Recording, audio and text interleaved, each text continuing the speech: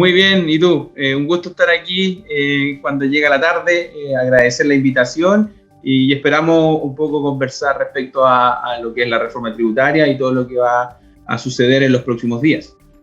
Primero partamos por el proceso, Seremi. Estuvimos hace un tiempo, un fin de semana, en el aula magna de la Universidad de la Frontera, conversando un poquito de estos diálogos que se realizaron en todo este proceso. ¿Qué tan importantes fueron para lo que se presentó hace algunos días por parte del ministro? Sí, este proceso es un proceso inédito, un proceso que tiene un inicio en marzo con los equipos técnicos hablando de la metodología que se iba a utilizar para levantar los diálogos sociales. En el mes de abril se dio inicio a los diálogos sociales en Santiago y el 7 de mayo en específico tuvimos un diálogo social acá en la región de la Araucanía, como tú bien mencionabas, en la Universidad de la Frontera, donde participaron diferentes actores. Tuvimos ahí un problema coyuntural, fue en medio de esta crisis que tuvimos producto del paro de camioneros, donde no había benzina, no había abastecimiento. Entonces, nosotros esperábamos tener unas 60, 70 personas, pero en definitiva participaron alrededor de 30, 35 personas, pero lo importante de esto fue que esas personas que participaron eran personas de diferentes organizaciones, agrupaciones sociales, dirigentes sindicales, organizaciones empresariales, y por lo tanto el diálogo fue enriquecido por esta variedad de actores que estaban presentes en este proceso. A nivel nacional fueron 18 encuentros, uno en cada región, y bueno, el cierre que se hizo en la región metropolitana hace ya algunas semanas, y hubieron más de 70 audiencias públicas con expertos y expertas, ¿ya? Economistas, contadores, gremios, que dieron su punto de vista respecto a cuáles eran los principios tributarios que tenían que estar en esta reforma tributaria y que en definitiva podían ser esenciales para las indicaciones y el contenido que iba a tener cada proyecto de ley. Seremi, hay algunas situaciones que han generado dudas en la gente. Por ejemplo, el impuesto al arriendo de las viviendas. ¿Cómo va a funcionar en ese aspecto? ¿Y por qué se lo pregunto? Porque existe también la posibilidad de que ese monto el arrendatario también lo haga sentir al arrendador. ¿Cómo funciona en ese sentido?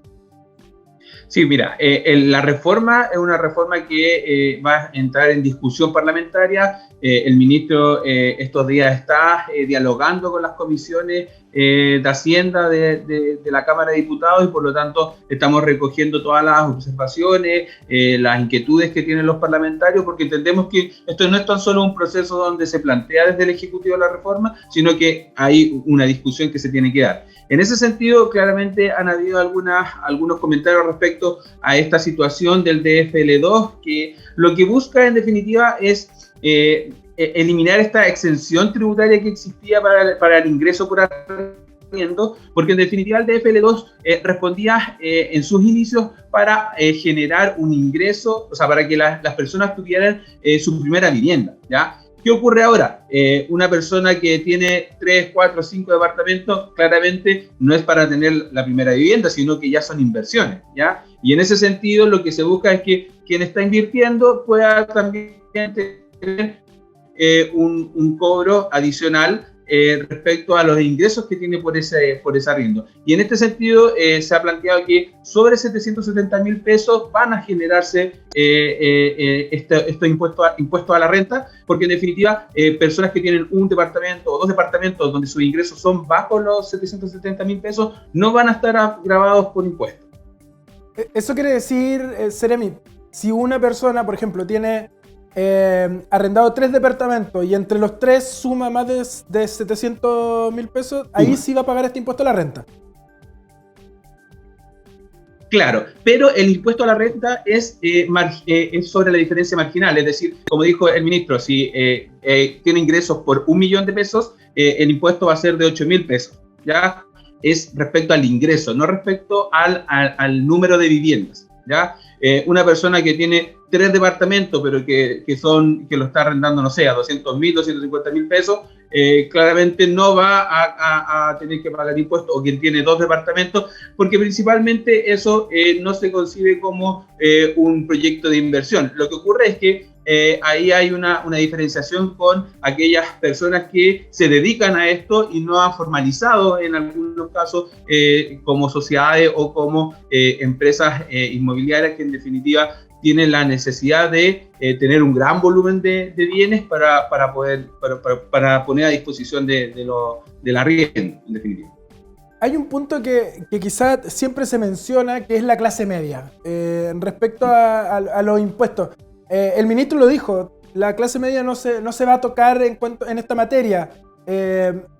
¿Cuáles son los tramos que van a tener que pagar impuestos, Seremi, en cuanto a los ingresos?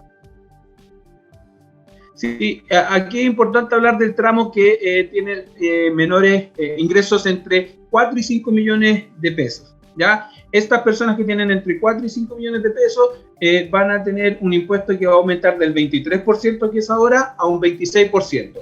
Y va a ir aumentando a medida que se llegue a 8 millones, y sobre los 8 millones va a tener una tasa máxima del 43%, ¿ya? En ese sentido, no van a verse afectadas las personas bajo ingreso.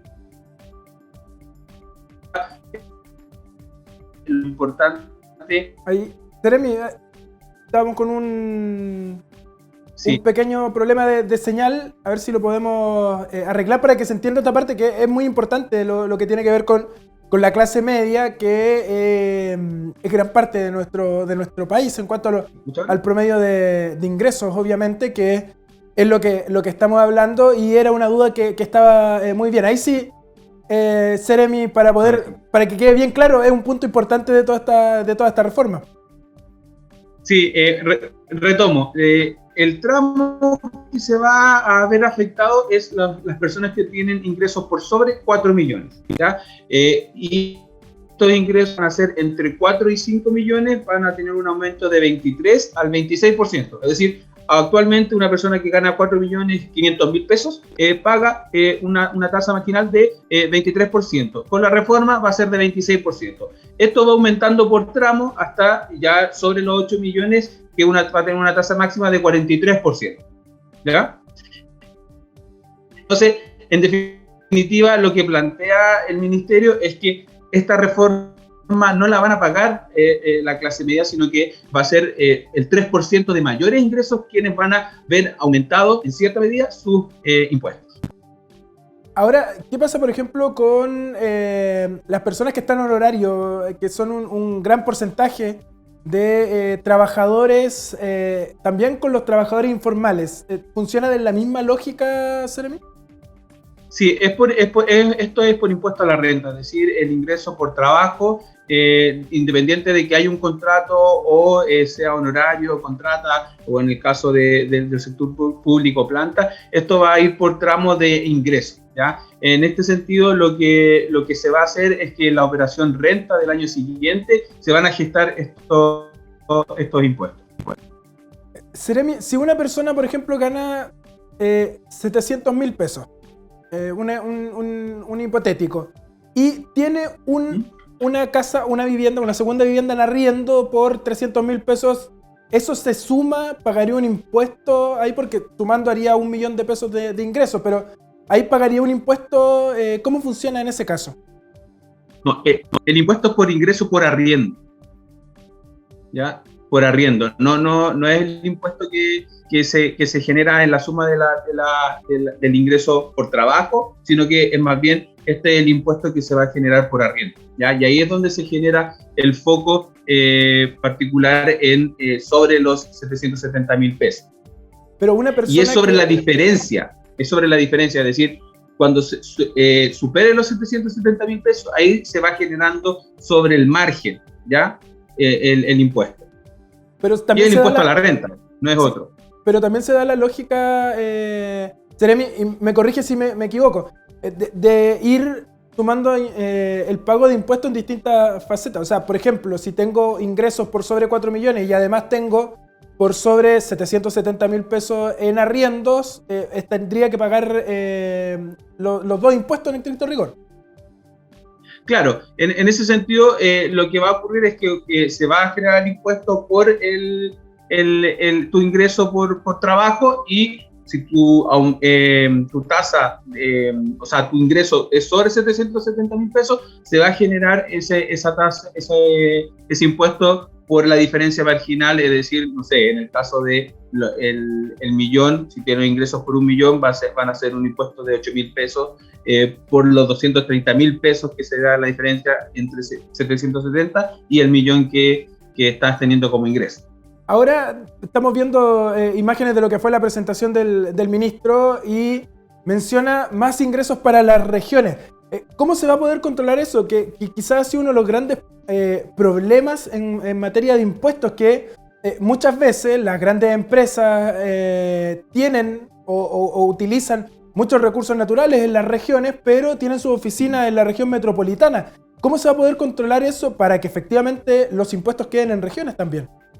Sí, esa es una discusión que se viene dando hace ya bastante tiempo, desde quienes impulsamos la descentralización en diferentes espacios, y en ese sentido la ley de rentas regionales que anunció el presidente Boric hace algunos días claramente va en la dirección de generar esta equidad territorial, ¿ya? Estos impuestos que son a las empresas donde generan las externalidades negativas, es un impuesto que va a estar contemplado en la ley de rentas regionales, una ley que se tiene que presentar. Esto no está dentro del paquete de reforma tributaria, pero sí está anunciado por el trabajo que están haciendo en el foro de descentralización, que se realizó en O'Higgins hace un par de semanas.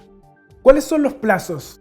Porque esto tiene que pasar por el Congreso.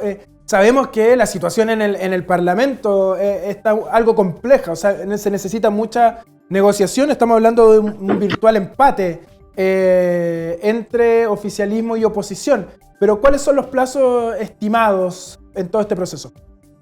Sí, nosotros estimamos que los tiempos van a depender de las discusiones parlamentarias. Hacemos un llamado a los parlamentarios a sumarse, a actuar propositivamente. Hemos tenido buenos comentarios respecto a la reforma. Es una reforma que, si bien claramente pueden haber diferencias en algunas situaciones o algunos aspectos específicamente más técnicos, en general es una reforma que no ha tenido mayores discrepancias. Ahora, claramente hay situaciones que vamos a tener que revisar, pero lo que es importante es que la reforma que salga y que sea aprobada por el Parlamento sea una reforma que nos permita llegar en 4 años a el 4% del Producto Interno Bruto, que son alrededor de 12.000 millones de dólares. ¿Ya? Claramente hay algunos especialistas que dicen que hay una diferencia, que puede que sea menos de lo que se recabe. Bueno, el escenario internacional no nos ayuda mucho en aquello, pero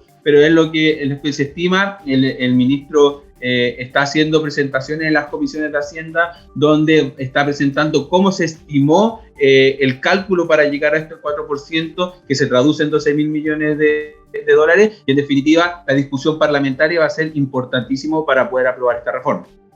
Seremi, lo último, hoy día ha sido un día bastante movido. El dólar alcanzó la barrera de los 1.000 pesos, pero luego bajó un poquito en el cierre. ¿Cómo nos afecta acá en nuestra región? Sabemos que la próxima semana vienen anuncios al respecto, pero ¿cómo nos afecta, entendiendo que lamentablemente está subiendo todo? Claro, estamos en un escenario internacional bastante complejo.